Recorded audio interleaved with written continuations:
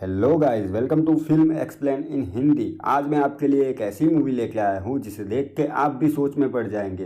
तो ज़्यादा टाइम ना लेते हुए चलिए आज का एक्सप्लेनेशन शुरू करते हैं। मूवी की शुरुआत में हमें एक 17 साल की लड़की दिखाई जाती है और तभी वहाँ एक ट्रक आता है और वो उसमें बैठ जाती है। आगे वो हमें ट्रक में बैठी हुई दिखाई जाती है और उसके आंख से आंसू आ रहे होते हैं। तभी ट्रक ड्राइवर की नज़र उसके पैरों पे पड़ती है और वो उस पे हाथ रख देता है और उसे कहता है हमें ऐसी जगह ढूंढनी है जहाँ कोई ना हो। फिर वो ट्रक को रोड के साइड में खड़ा कर देता है और वो लड़की उसके साथ रोमांस करने लगती है। तभी मौका देख वो अपना सूटकेस लेके वहाँ से भाग जाती है। जब वो आगे जाती है तो उसे वहाँ एक घर दिखाई देता है। आगे हमें वो उस घर के बाहर बैठी दिखाई जाती है।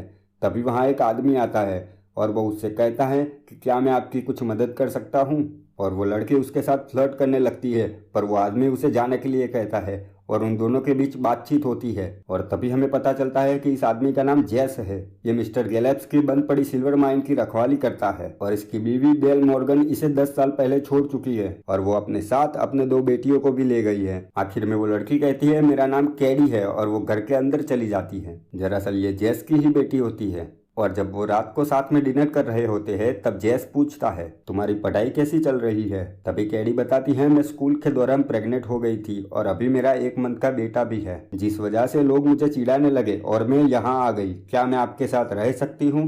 पर जेस मना कर देता है और आखिरकार कैडी के मनाने पे वो मान जाता है। रात को जब वो नहाने जाती है तो जेस उसकी परछाई पर्दे पे देखता है। अगले दिन सुबह कैडी उस सिल्वर के खदान के पास दिखाई जाती है। तभी वहाँ जेस आता है और कहता है इसमें अब इतना चांदी नहीं है जिस वजह से इसे बंद करना पड़ा। पर कैडी कहती है इसमें इतना चांदी तो होगा ना जिससे 2 लोगों की जिंदगी कट जाए। तभी जेस कहता है तुम यहाँ किस लिए आई हो। सिल्वर के लिए। बुरी सोच रखने वालों के साथ बुरा ही होता है। तभी कैडी कहती है बुरा काम करने से मेरे साथ एक अच्छी चीज हुई, मुझे एक बेटा मिला और मेरे बच्चे का पिता इस सिल्वर माइन के मालिक गैलिप्स का बेटा है जिसका नाम वश है, जिसने मुझसे शादी करने से मना कर दिया क्योंकि मेरा सरनेम टेलर है।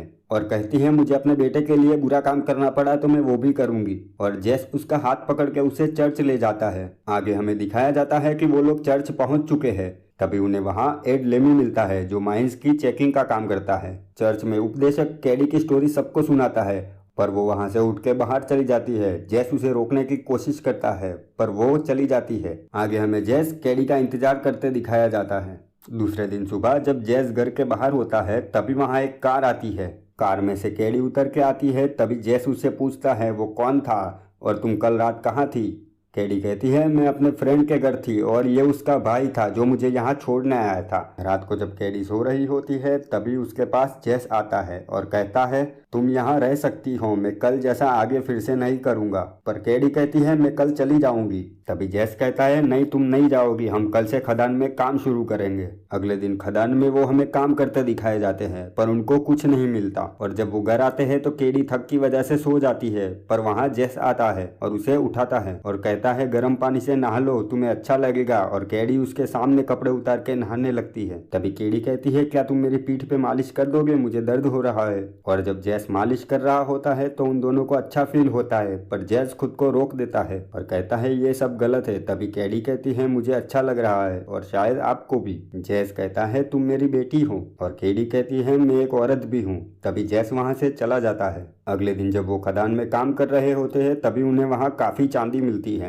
जिसे देख कैडी खुश हो जाती है। खदान के बाहर हमें एड दिखाई देता है जो उनकी सारी बातें सुन रहा होता है। अगले दिन जब वो चांदी बेचने शहर जाते हैं तभी कैडी एक ड्रेस शॉप पे उतर जाती है और जेस से कहती है तुम जाओ, मैं तब तक यहाँ शॉपिंग कर लेती हूँ। और जब जेस वापस आता है तो उसे पता चलता है कि वो सामने बार में चली गई है। जब वो वहाँ जाता है तो देखता है कि कैडी किसी लड़के के साथ डांस करते हुए शराब पी रही है। तभी जेस कहता है घर चलो पर कैडी कहती है मैं इन लोगों के साथ जाऊंगी, कभी कभी मुझे भी अच्छी फीलिंग्स चाहिए। जेस उसे रोकने की काफी कोशिश करता है पर कैडी इनकार करके वहाँ से चलने लगती है। तभी जेस कहता है तुम मेरे साथ चलो और कैडी मान जाती है। तभी वो लड़के जेस को पीटने लगते हैं और जेस कैडी को भागने के लिए कहता है पर कैडी उन लड़कों पे हमला कर देती है और वो दोनों मिलकर उन्हें वहाँ से भगा देते हैं। आगे वो हमें कोर्ट में दिखाए जाते हैं जहाँ उनको $12 का फाइन लगता है। और जब वो घर पहुँचते हैं तो उसे वहाँ अपनी बहन जेनी दिखती है और वो अपने साथ कैडी के बेटे को भी लाई होती होती है और जब केडी अपने बच्चे को जैस के पास लाती है तो वो वहाँ से चुप होकर निकल जाता है। आगे हमें जैस अपने पोते के साथ खेलता हुआ दिखाया जाता है। तभी उसकी नजर उस बच्चे के पेट पे बने बर्थ मार्क पे जाती है। तभी जेनी कहती है कि वॉश केडी से शादी करने को तैयार है और वो उसे कल लेने आ रहा है। अगले दिन जब वॉश आता है तो केडी भाग के उसके सामने जाती है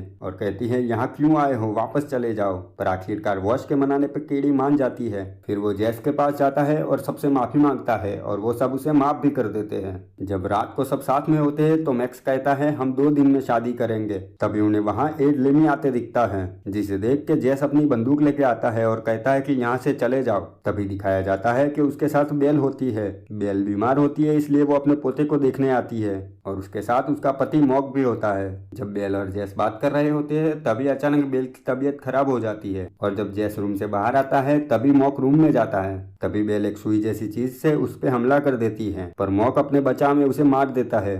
अगले दिन अंतिम संस्कार के दौरान जैस को एहसास होता है कि एड को खदान के बारे में पता चल चुका है। आगे हमें वो गन लेके खदान में जाता दिखाई देता है और उसे वहाँ बिना शर्ट पहने मॉक दिखता है जो खदान में सिल्वर की चोरी कर रहा होता है और उन दोनों के बीच बहस होती है। तभी उसकी नजर मॉक के पेट पे बने बर्थ मार्क पे जाती है और उसे लगता है कि मॉक कैडी के साथ इंटीमेट हुआ है और वो बच्चा इसी का है, शायद इसीलिए बेल भी तुम्हें मारना चाहती थी। फिर गुस्से में होने की वजह से वो उसे गोली मार देता है। तभी मॉक उसे बताता है ये बर्थ मार्क सिर्फ लड़कों पे आता है, कैडी तुम्हारी लड़की नहीं मेरी लड़की है, इसीलिए उसके बेटे पर भी ये मार्क है। फिर वो जैस को खुद को बचाने के लिए कहता है पर जैस उसे गहरी खदान में फेंक देता है जिससे उसकी मौत हो जाती है। आगे जैस मिस्टर गिलिप्स के घर जाता है और उनको बताता है कि मॉक ने मुझे बताया है कि वो बच्चा वश का नहीं है, वो बर्थ मार्क जो उस बच्चे के पेट पे है वैसा ही मार्क मॉक के पेट पे भी है और मैं चाहता हूँ कि आप केडी से अब दूर रहे तो ही अच्छा है।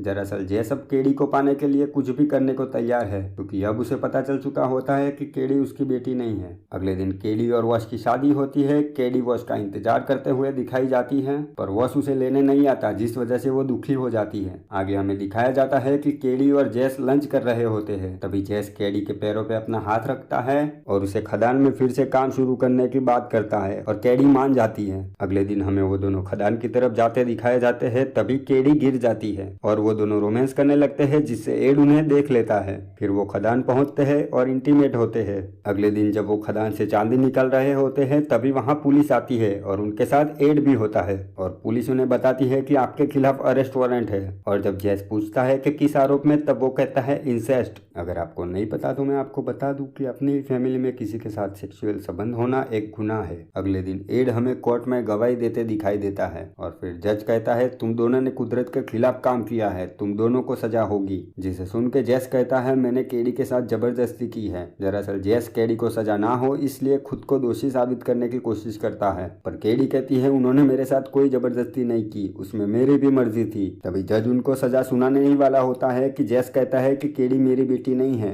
वो मोक की बेटी है और वो जज को उस बच्चे के पेट पे बने बर्थ मार्क को दिखाता है और कहता है कि मोक की फैमिली के हर एक लड़के पे ये बर्थ मार्क होता है, जिसे साबित करने के लिए वो एड का शर्ट फाड़ देता है और जज उनको बाइज्जत बरी कर देता है। दरअसल मॉक और एड सौतेले भाई होते हैं, इसी वजह से उसके पेट पे भी बर्थ मार्क होता है। आगे हमें दिखाया जाता है कि वॉश केडी को लेकर दूसरे शहर चला जाता है और जब जैस अपनी कार लेकर निकलता है तो एड हमें उसका पीछा करता दिखाया जाता है और इस मूवी का अंत यही हो जाता है। इस मूवी का नाम बटरफ्लाई है जो 1981 में रिलीज हुई थी। इस मूवी को IMDb पे 4.7 स्टार मिले हैं।